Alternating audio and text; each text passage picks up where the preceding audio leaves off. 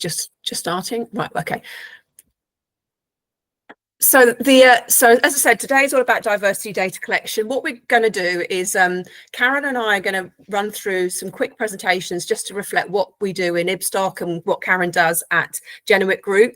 And then we will open up to a bit of a Q&A and a bit of discussion. So if you've got any questions as you go along, either let me let this person in, either make a note of them or put them in the chat, and we'll come back to them once we've run through our two presentations. And I hope what you'll find is just interesting to see how two different businesses approach the same topic. You know, one I would say Genuit's a bit more advanced than Ibstock, but the whole idea is for you just to see what people do, and then to ask questions that might help you get started if you haven't already started, or ask questions and have a bit of a discussion about how you can improve your diversity data collection. If you're already doing it but you're thinking you could do it better, let's have a discussion afterwards. So I want it to be really informal. I want everyone to feel like they can ask a question, and no question is a bad question. So we want it just to be a really informal sharing session. Before we get started, I just thought I would ask you all a question, and I'd like you to find the chat box. So there's a little speech bubble icon. If you could open your chat boxes just for a minute, and I'm going to ask you a question. I just want you to put your answer in the chat box. I want to it's a diversity data question, and it's a true or false. I just want you to put in the chat box whether you think the statement I'm about to read to you is true or false. Let me just admit this person. So the statement is: people from Black and ethnic minority backgrounds are not attracted to the construction / built environment. So people from Black and ethnic minority backgrounds are not attracted to the construction industry. Do you think that is true or false? Just put in the chat box what you think in the answer to that question, just for a second.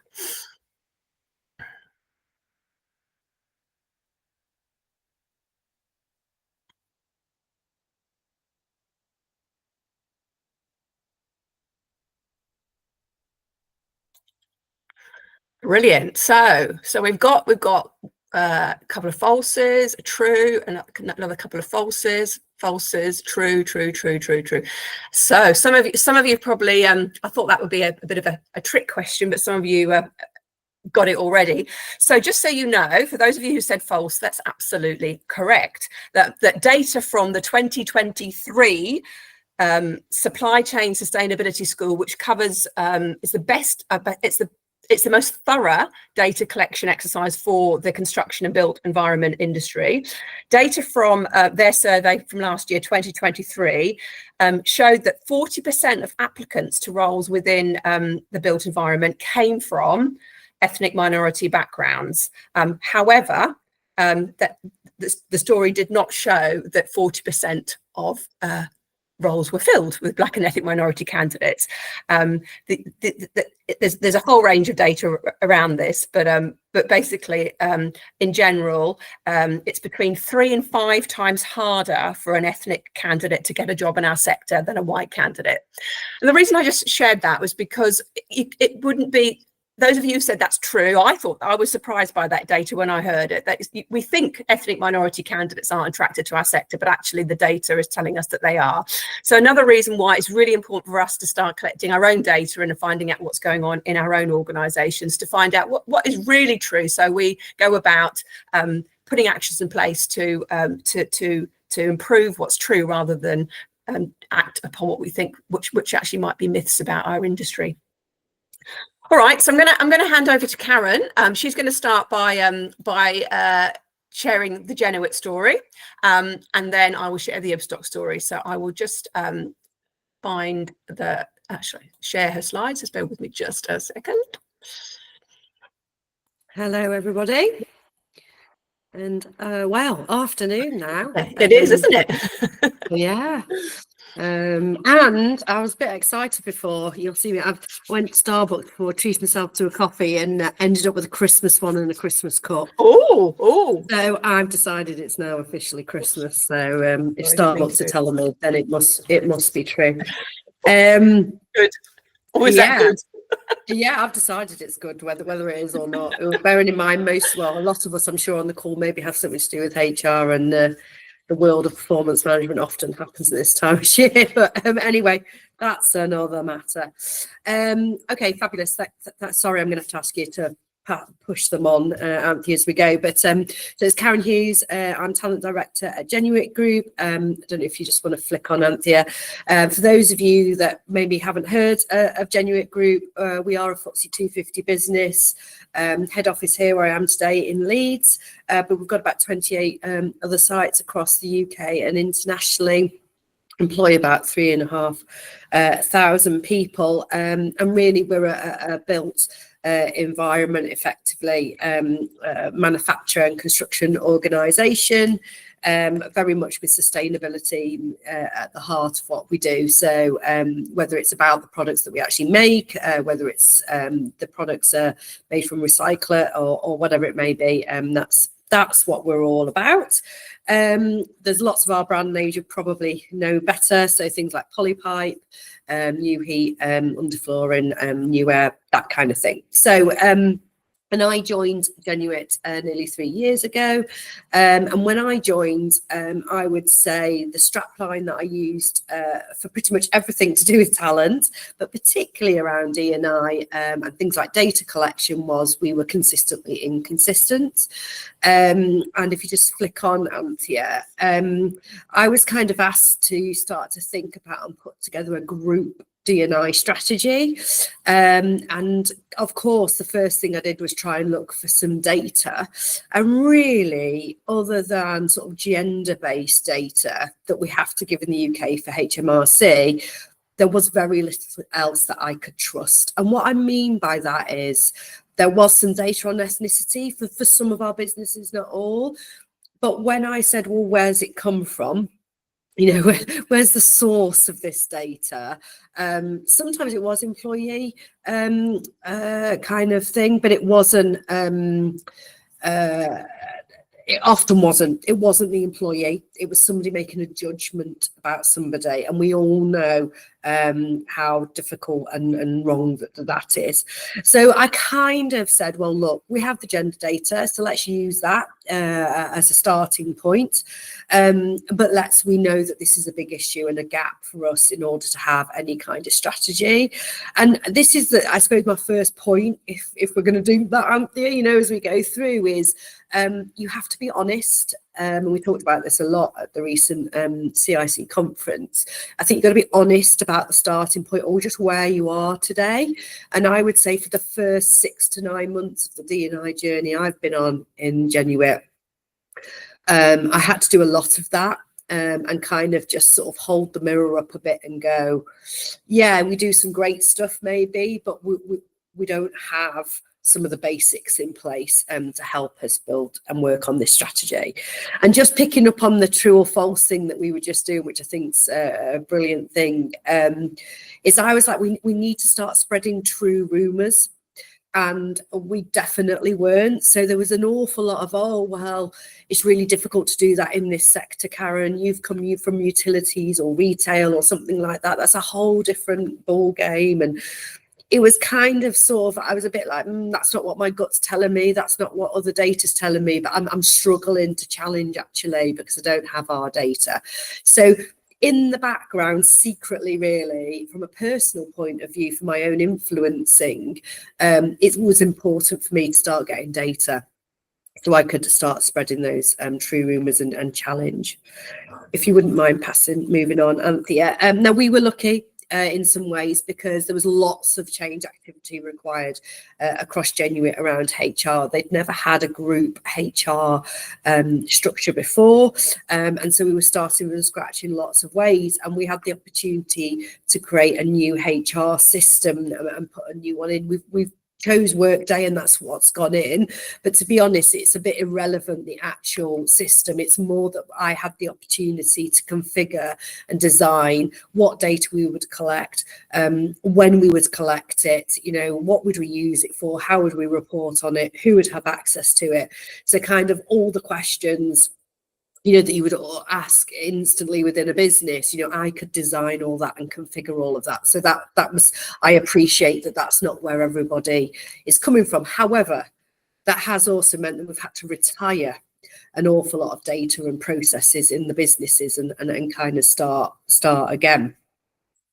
So I was just going to take you through really that process and cover what the decisions were we made. So if you wouldn't mind moving on. And yeah. So what do we collect? So so I essentially started from like a best practice kind of, let's go out. I like supply chain school and people like that said, well, what do the very best do? What questions would I like to be able to answer in order to get external benchmarks, or in order to fill in forms for whatever it may be? What do other businesses do? I've come from National Grid, which I would say is extremely mature in the D&I world. So I knew the kind of things that businesses like that, what did they collect and what did they use it for? Very importantly, though, I also did that, and so what? So if we go out and collect all this information, it's a bit like employee engagement. What are we going to do with it? Because I think that's terrible, actually. If you go out and ask people a load of information, then do nothing with it, it can be wholly frustrating for people. It can be really anti-engagement. So I was very important to sort of, I plan with the end in mind. So kind of go forward 10 years. What do I want the world to be like? And then come back. And I've already talked about external audits, but there are some things that are really hardwired into our business with things like LTIPs, because we're a FTSE business, audits, all that kind of thing. So what was going to make it easy for me, frankly, and then my colleagues to be able to answer questions and sort of retrofit back what information we needed. I've also been anticipating future regulation. So, and that's starting to come through now, isn't it, with the Labour government? But, things like ethnicity pay gap, there's things we all know as professionals in the world of D&I and HR, that things are going to come down the line in the next few years. So let's start to prepare ourselves for that. So we did the usual, and they're listed there, and I don't think there's anything that's surprising. But what we also did is we added some that I would say have felt less typical in this sector. So things like pronoun, like upfront asking rather than assuming. Veteran status, which seems to be, I think, in some construction businesses quite usual, but perhaps not building materials. And social mobility, which I would say has had the most noise around it in our business, of people wanting to understand why we're doing that. And I guess the answer to all of these things, and some of them, even things like disability, has been a little bit difficult for some people, because we've gone the whole hog around, neurodiversity, obviously through to physical. I would say some of the expectation was that it would be very sort of 1980s type questions, is the only way I could describe it. And obviously we've not got to be a lot more, not just modern, but future focused in the questions that we're asking. Would you mind forwarding them? Yeah. So when and how we collect, and I appreciate there's quite a bit of information on some of these slides, but we're going to send it out, so obviously people can have a look at it. So we've made some really clear principles around our D&I data, and this was all supported by some training that we've sent out, some mandatory training to all employees, and obviously new starters have to do that. And we have a new D&I policy, although it's actually not that new anymore, 12 months old, thinking about it. And that is that all the data that we will use for reporting and insights, internally or externally, has to have come from a colleague. And that's like auditable, that's the case, and no one else is adding it for them, and there was no upload of any data other than the HMRC data in the UK. Everything else was completely blank and put to prefer not to say, and people have had to go in and update it. But we also then said, well, we're also going to make some other things mandatory, and things like the moment a candidate applies for a role with us, whether they get the job or not, they have to fill in the information around D&I. Now, they can prefer not to say, and that's absolutely fine, but they have to physically choose to do that from the moment they apply. That also means every employee joining us, and has done for the last 18 months, has been giving us data. And then once people have started to use Workday, so as part of our rollout plan for Workday, and as we've been adding modules in, we've been reminding people and asking people and showing them how to add their data, which has just been part of their why not have a go at doing this to learn how to use the system. And specifically, we're members of something called the 5% Club, which is about earn and learn. So graduates, apprentices, that kind of thing. And we specifically ask all of those colleagues to fill in data where they feel able to. And international colleagues, straight away, we said, well, we've got to have equity for them around the system. So where we've asking them to add data, we've obviously translated everything into their languages, but also the meaning. And that's something I would say is anyone that works in an international business is really important, because a straight translation is not always right, particularly with things like LGBTQ+. Some of those sort of language and meanings is not right when you translate it into another language. So make sure you get some expert help around that. And always, of course, people have the choice of prefer not to say. Okay. Now, I have added in examples of our social mobility questions because I get asked this a lot.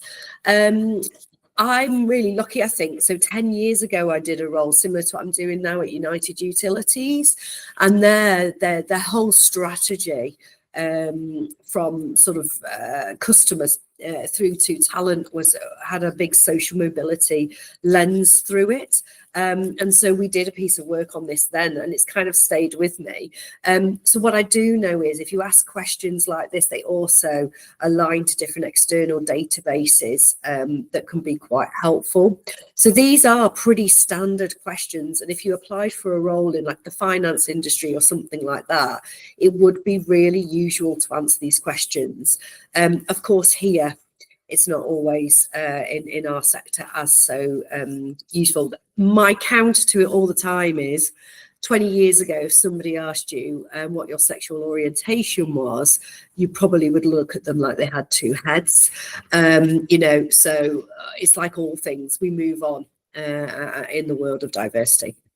So I share these just so you know the sorts of questions. And the idea is an indicator of any one of these, if a positive answer to one of them essentially is a suggestion that somebody comes from a less socially mobile background.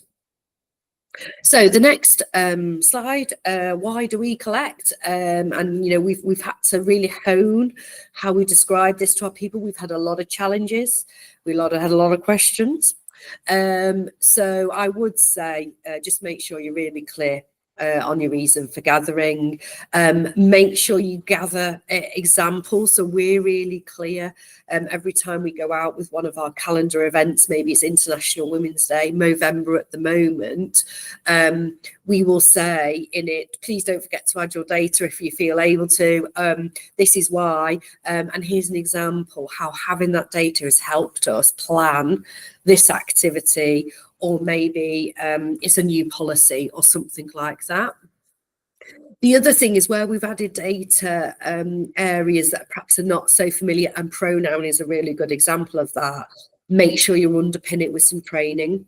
Don't make an assumption that leaders all the way up and down would be able to help your people about why you're asking that information. And the same goes for HR colleagues. So for example, with pronouns, we've got some online training people can do, we've got worksheets, all sorts of things to try and help people understand why you would ask those questions and what each one even means. Do you want to and this is just an example. We did a really big piece of work around pride. this year, and it coincided with a Workday launch, and so we did a big communication about asking for D&I data. And you can see here we were just really honest with people about where people were saying they prefer not to say, and obviously we chose sexual orientation because it was Pride, and we were saying, well, you know, why not share it with us? And then we were saying, what do we do with it? So just being really transparent, to be honest, and honest about what we're doing with the data and why. And I think the more we can be like that around the data, it's important. But I do think then you've got to be quite robust in the background about where it's come from and how it's being used. And then I think the final slide is just how has it actually helped? So did it do what I wanted it to? And I think the answer is yes, but obviously it's although Anthea kindly says we're quite advanced, I would say we've still not got all the data though. So we might have a great process and system and all the rest of it. But this year was the first year I had 12 months of data around the pipeline of how talent has moved through the recruitment process. So I could absolutely see where, and I've just chosen the female male one to show you, but I've got it for everything, where people were, how they were attracted, rejected, and so on. I've been able to really bust myths internally about available talent. So it shows you like how you've attracted and even screened all the different diverse backgrounds. And that's been brilliant, where people, so perhaps in one part of my business, they might say, oh, we can't get anybody that isn't white and male to do that job. And I'm like, well, that's interesting because this is the data from a similar search. And then, for example, I can prove that the amount of people that are joining us, we are shifting the overall diversity of the business. And I think that's, you know, that's obviously the most important measure for me, but it's great to have the data in the background. And then the final just thing in there in the bottom left-hand corner, because I don't think we could underestimate this, is, you know, Movember for us is really important because the majority of our workforce, you know, 3/4 are male. And it's been brilliant to been going out with comms messages with all the stats around our men and their ages, health, all this kind of thing. And you know, and that's where people start to really see that, oh yeah, they're using the data that I've provided, and this is how they're using it. But, you know, in the nicest possible way, it's relatively simple to do once you've got that data. So hopefully that's helpful. Handing back over to you, I think, Anthea. Yeah, thank you, Karen. That's brilliant. And so if you've got questions, can I just ask you again just to put them in the chat box, or just make a note, because what I'd like to do is just run through the Ibstock story first, and then I know that all the time we've got left, we've got time for questions and conversation. So if it's all right with everybody, we'll go straight on to that. So just let me get the Ibstock one up. Hang on a minute. All right, here we go again.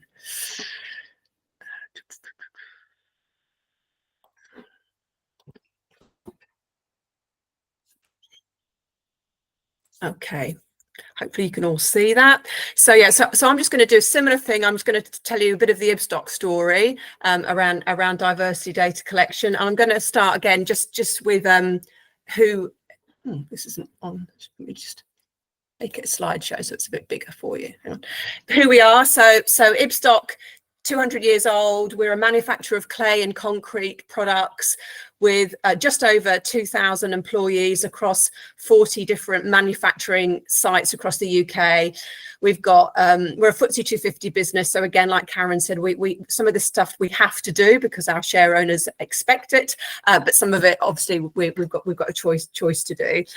So a little bit about us, and we are very early on our ED&I journey, I would say. And I just wanted to say that for the last couple of years, we've been focusing on getting just some key foundations in place, and we've been focusing on education mainly, and we've done some work to create D&I working groups and employee resource groups. We've done some work to spread awareness around various topics.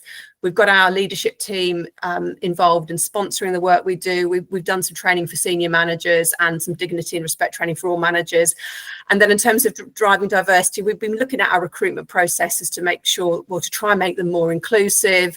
We've pulled together a diversity charter to drive consistency in the way we measure. We have an external target, so we've committed that by 2027, that 30% of our, and 40% of our senior leadership team will be female, and that's measured in LTIPs, like Karen said before, that our senior leaders are going to get measured on that. And we've started the process of getting our diversity data in a better shape, but we're nowhere near there yet, but we've started the process.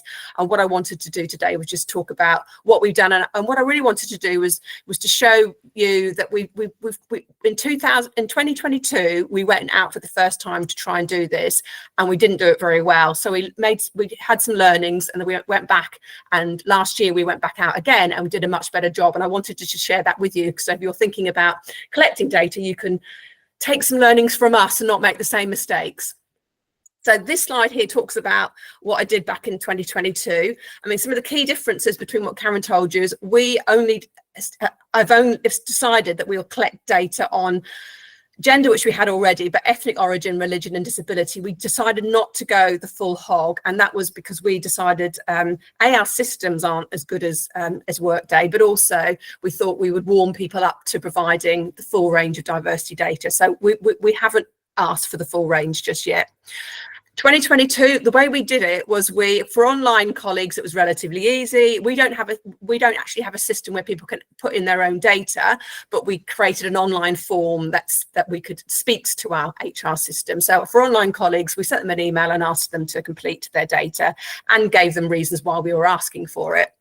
But for offline colleagues, we wrote to them, and at that time we were offering a share grant to all of our colleagues. So on the back of a letter they had awarding them their share grant, we also included a letter asking them to complete their diversity data. And they could have done that either by completing a paper form and sending it back to us, or scanning a QR code, which took them to an online form and complete the data that way.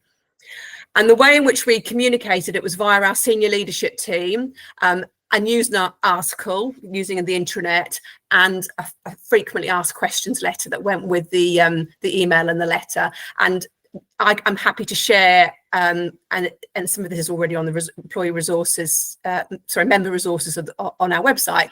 These FAQs, I'm happy to share that with anybody so they can see what are the FAQs you might attach when you first start asking people to collect their data. But we answered the question, why are we collecting the data? How are we going to use it? Answered the question, is the data I provide anonymous? Who will see the information? And gave reassurances that that data was going to be safe. So that's what we did in 2022, and our response rate was 60% from our online colleagues, which was all right, but only 33% for our offline, which wasn't helpful at all, because we've only got 33% response rate from the majority of your population. It doesn't really tell you very much. So we went at it again last year. Again, we decided just to stick with the same areas of diversity, so gender, ethnic origin, religion and disability.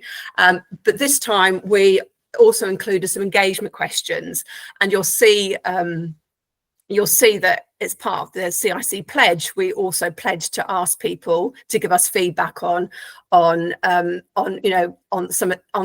engaged they feel they are with at work. So we asked them we stole them from our employee survey, which we actually ran. So we did the data collection in June, and we ran an employee survey in September and asked the same questions again. And actually the data was very similar. But we asked them, do you agree that you can be yourself at work? Do you think that Ibstock cares about your well-being? Because we've done a lot of work on well-being at that point.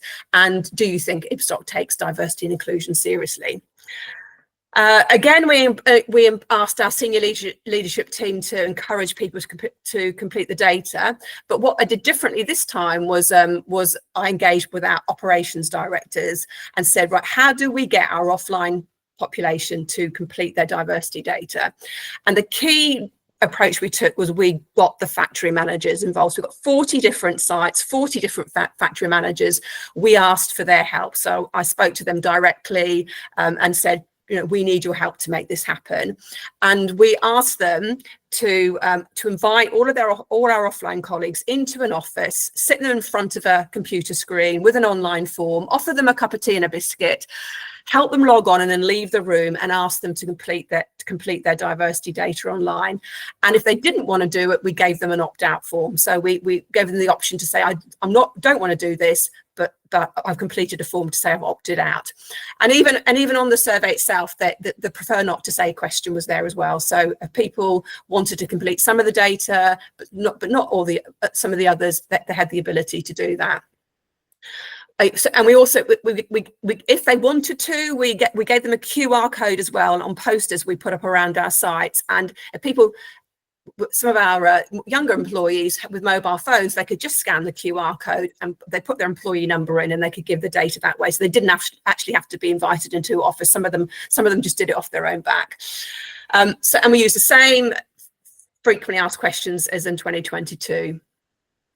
So that's the process we did. And the interesting thing here was that, so the response rate for our online colleagues remained at 60%. So we've still got some more work to do to get our online colleagues completing the form, but we managed to get over 70% of our offline colleagues. We've got from 30 to 70 completing the data, which we were very, very pleased with. And it is down to having the site managers engaged and helping us to do that. And we gave them like a 3-week window to do it. And so we were now able to report on our data. So this time last year, we were able to do a report. We had a 74.6% response rate, and we could show our response rate across our divisions. And we could see that our biggest division, which is our clay division, had the lowest opt out, and the response rate was I think it was 70% for our clay division, and for our bigger divisions it was higher. So where it's bigger and you've got more people, you have to work harder to get a response rate. And we were able to produce this little chart, which I stole from the Supply Chain Sustainability School, to show where we were versus the ONS data. And I have learned since the ONS data is only based on what the ONS have, so it's not actually that accurate. But based on the ONS data, and this is we could show where Ibstock was. So we had 1,554 employees completed it, and based on our completion rates, 18.3% of our workforce is female, 4% are from ethnic minority backgrounds. 6.9% said they had a disability, and et cetera, et cetera. So we've now got some data that we can start to monitor. Other insights, just to let you know, the vast majority of the colleagues who did complete actually answered all the questions. So 6% of our colleagues chose to opt out. So we asked them to sit down and they said, I don't want to do this. They filled in a form, they opted out. But only 1% of those who responded did prefer not to say against the ethnicity question. Only 3% preferred not to say against the disability question, and only 6% responded prefer not to say to the religion question. So probably a good sign that people, when they were happy to give our data, actually felt they felt comfortable revealing, telling us what their background was. And it might be reflected in our engagement questions, because again, our engagement questions were pretty strong. 74.7% of our employees agree or strongly agree that Ibstock takes diversity and inclusion seriously. And I guess the other learning I would say is that we didn't start collecting data until after we'd done a couple of years of trying to show that we were committed to diversity and inclusion. So 75% of our employees think we take it seriously. Nearly 82% of employees agree that they can be themselves at work. and 72% of our employees agree that Ibstock cares about my well-being. So they were really strong results. You know, some people might say, well, maybe people, you know, weren't being honest, but it's great to see such a positive response, and it might reflect the reason why we had a low number of prefer not to say, because we are starting to create the culture where people feel that we do take it seriously. And then what I wanted to say, just what my learnings were, a summary of my learnings, is that I guess if you are only just starting your D&I journey, don't jump to collect all of your data at once, because you might find people don't feel comfortable giving it. If you can, and I realise that you might not be able to, do a bit of work around on inclusion, about creating that culture where people feel they can be themselves at work, and then they're more likely to provide you with your data. If you, and Karen mentioned this, if you're not collecting data from new starters, actually you're wasting your time, because your diversity data will soon go out of date. So you have to get this right. You have to be collecting it from your new starters, even before you collect it from your workforce. Otherwise, your workforce data gets out of date really, really quickly. You need to communicate. You need to, and as Karen said, why are you completing? Why are you collecting it? And how are you using the data? Keep communicating that, because I think that will get more people to share their data if they know what you're using it for. Get your middle managers involved. That's probably the biggest learning for me, is get those critical middle managers sitting on the sites involved, and really ask them for help. And you don't have to collect all the diversity data at once. If you want to, you can start by like we did. Now I feel Ibstock should be ready to ask some of those broader questions. And I guess the question for Ibstock is whether or not we go the full range like Karen does, or whether we just next time ask a bit more. That's a question we have to make our mind up. But you don't have to collect all the data at the same time. Do what's right for you and right for your organisation. So that is the end of my little slot. I'm going to take the slides off. Just bear with me a minute. And I'd love to have any questions. You can use the chat, or you can just come off mute, because it'd be lovely to hear what you think and what other people are doing as well. So it'd be lovely to hear what others are doing as well. So who's going to be first to ask us a question or share what they're doing?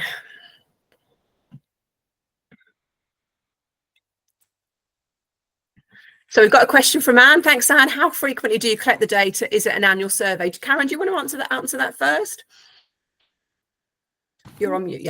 Sorry. So we don't collect it annually or anything like that. It's a kind of a one and done, and then it's up to people to refresh the data as they want to. So yeah, we don't do it like annually or either, because it's in our system. So you can go in and see it's the first thing you see actually when you log into your system. It comes up with all your information. So yeah, it's up to you if you want to then edit it. Mm-hmm. And from an Ibstock point of view, I would say not annually, because we haven't done it again this year. So we haven't gone back again in 2024 to do it. But I think, and our reason for going back will be, we now want to collect a broader range of diversity and inclusion data. So ideally you have a system like Jenna would have, where people can upload their data at any point and change their data at any point. We don't have that. So I think we do need to go back next year and try and fill the gaps, and look at where, and it's really hard to fill the gaps because you can't target people to do it, but just make sure that the fact that the areas where we had low response rates, we get even more engagement from our factory managers, and we actually get our online colleagues completing the data. But I think we'll do that on the back of, we've got some basic D&I data. Now we want to extend it and actually ask some other questions around certainly things like sexuality and maybe social mobility as well for next year. So you don't have to do it every year. What I would say, I think I've worked in a business that didn't have a system like I do, and using your engagement survey, if you do that, because lots of organisations do an annual one, don't they, or every 2 years or something like that, is you can add the questions into that if you don't record them like we do, and that's a good way then of routinely getting the data. Yeah. I mean, Anne, you've asked the question about trade organisations. You're trying to collect data from 300 separate organisations. I guess the key thing there is, and I guess one of the reasons why we're running this workshop is because I want to encourage the coalition members to all collect their own data, so we can collect the data from the coalition members and show over time that organisations who are part of the Construction Inclusion Coalition over time are building a much more diverse workforce. And I guess you're trying to do the same. You have to start small by asking people for the trade, smaller organisations, explain why it's important, and make it easy. And it might be, any advice for trade association collecting data, I'd probably say start small. You don't actually have to go for the whole range of data. First of all, go for, if you just go for ethnic, most organisations will give you they'll have, well, they might not have their full gender data because they might not have actually asked anything about other than are you male or female. But asking them to collect full gender data, age data, which you should have already, but ethnicity and disability is a good start. But the first thing is to get people doing it. Yeah.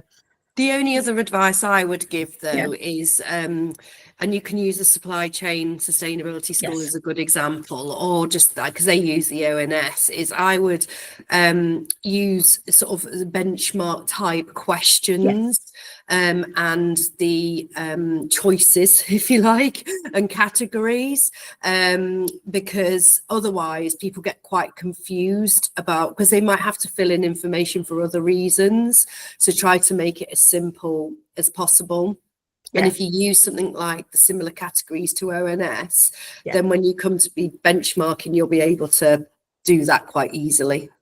Yes, that's a good point, Karen. And just so you know, there is in the member resources toolkit under data, there is a nice little guidance note that gives you the ONS type questions and how to frame the question. So I wouldn't go about creating your own framing of questions. Just use what you've already got. And I think I'm right in saying the ONS questions are similar to framed in a similar way to the census questions.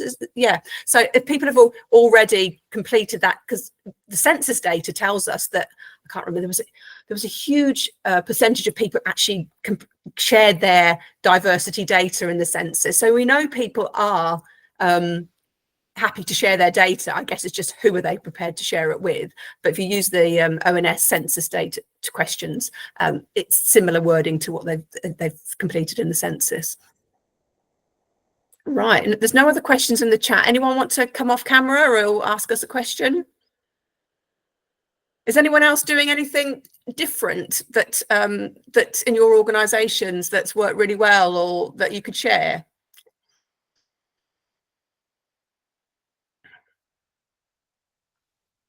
We're not doing anything different at Baxi, Anthea, but you've just given me the idea of, we've just done our annual survey. So I'm just putting a reminder in for my one-to-one with my boss tomorrow to say, as part of our action plan of that, could we do a campaign to gather the data that we haven't got around diversity? So Charlotte, do you know something I did in the company I last worked for is we had our data on a system. We've got work data. And then we had the engagement survey, which also collected D&I data, but obviously completely anonymously. Well, and it was but I tell you what, it was fascinating because they were different, really different. And they were different because people were far more open in the engagement survey one, because they thought that I think they thought it was an external company and all that kind of thing. So that goes back to what Anthea was talking about developing the culture of trust and openness.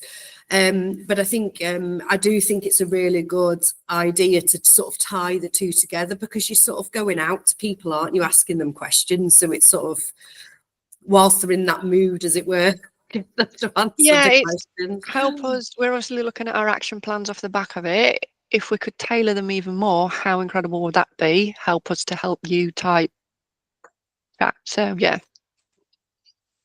And generally, whenever I analyse engagement surveys based on D&I categories of any kind, it's fascinating, the outcomes. So the more diverse characteristics somebody's got, normally in businesses I've worked in, they would feel less engaged and less heard. And I think that's not good, but it helps around your reasoning for doing some of the D&I work. Thank you. Great.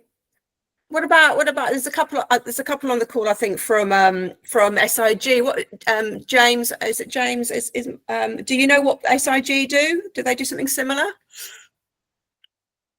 Can it come off for me? Hiya. I'm not really too au fait with it, to be honest. Yeah. I'm on the comms side. Yeah. So I'm interested. I was interested to hear how you were sort of communicating this to start. That's my main kind of pain point for this one. Yeah. Is how we communicate it without the inevitable questions of, well, why do you want this all of a sudden, and what are you going to do with it, kind of thing. Yeah. So that's it. I think it's something we're going to start communicating about a lot more next year. We've already done our annual survey this year. So yeah, from a communication standpoint, it was interesting to hear what you had to say.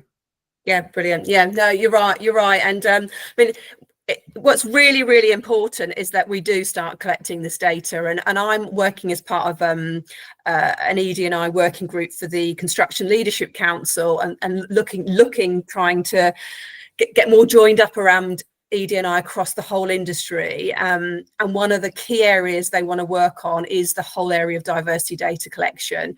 We have got the Supply Chain Sustainability School have the biggest survey, but we need to get more people putting their data into the survey so we can get a proper reflection of what's going on in our industry. So one of the commitments as the coalition is to encourage all of our members to start collecting their data and start reporting it.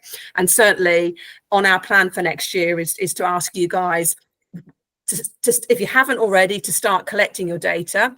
And as I say, there are some. We'll share this presentation on the member resources, and there's some more resources there. And if you need any help, please reach out to me. But then we're going to be asking people to complete the Supply Chain Sustainability School data next year.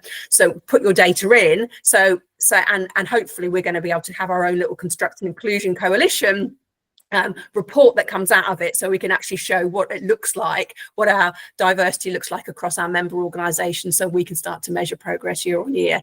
So, part of this purpose of this webinar is to start educating you guys and get you starting to think about it, so we can start to contribute to the wider industry data, but also contribute to us as a Construction Inclusion Coalition. And we know that once we start collecting the data, it helps us decide where do we put most emphasis once we get a real clear picture of what's going on in our industry. Okay, any other questions before we wrap up? That's fine. So thanks for joining, everybody. The plan is to keep running these webinars, and what I'm doing at the moment is I'm testing a list of topics with the strategic partners in the steering group to say, who's got appetite for sharing against these topics. So we'll launch a program of webinars for next year in our December newsletter, and I'll write out to everybody to communicate what they are. But if you've got any ideas of things you'd like to hear about, please email me and let me know. The whole idea is to keep it really informal. We're calling it member practice, not best practice, to share what we do. And then, Karen, you mentioned your guide on like pronoun guidance. Do you think that's something we can put in the member resources? Yeah. So as I hear from what people are doing, I can say, oh, can you send me a copy of such and such, and we'll put it in the member resources. So again, if there's anything that you've heard from either presentation that you're saying that you'd like to see a copy of, please just ask, because we're really willing to share stuff. And these sessions are just to get us all talking and sharing, and hopefully over time more and more people will feel comfortable contributing and sharing what they're doing. But we might as well, that's it for today. So thanks everybody for joining, and so we'll share the recording, share it with people, and if you've got any questions, please get back in touch. Thanks everybody. Thanks, Anthea. Thanks everyone. Have a good day. Thanks everyone. Yeah. Thank you.